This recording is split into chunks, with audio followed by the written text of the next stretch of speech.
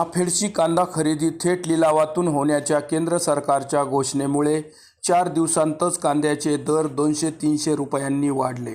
लासलगाव बाजार समितीचे सभापती डी.के. जगताप यांची माहिती. नाफेडची कांदा खरेदी लवकरात लवकर सुरू करावी. महाराष्ट्रातील सर्वाधिक कांदा उत्पादन घेणाऱ्या नाशिक जिल्ह्यात गेल्या काही दिवसांपासून कांद्याचे दर प्रचंड घसरले होते. त्यामुळे कांदा उत्पादकांत नाराजीचा सूर होता. कांदा दराबाबत राज्य सरकारच्या माध्यमातून मुख्यमंत्री देवेंद्र फडणवीस, उपमुख्यमंत्री एकनाथ शिंदे, सुनेत्रा पवार, अन्न पुरवठा मंत्री छगन भुजबळ हे देखील केंद्रीय कृषी मंत्री शिवराज सिंग चौहान, सहकार मंत्री अमित शहा यांच्याशी कांदा दराबाबत चांगले दर मिळावेत म्हणून प्रयत्न करत होते. त्या संदर्भात कृषी मंत्री यांच्याशी मंत्री छगन भुजबळ यांनीही अनेकदा पत्रव्यवहार केला होता.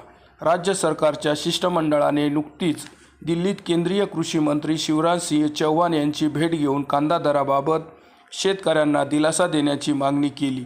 त्यानुसार कृषी मंत्री चौहान यांनी NCCF व नाफेड मार्फत होणारी कांदा खरेदी ही व्यापाऱ्यांकडून न होता थेट बाजार समितीच्या कांदा लिलाव प्रक्रियेतून होणार असल्याची घोषणा करून कांदा उत्पादक शेतकऱ्यांना दिलासा देण्याचा प्रयत्न केला आहे.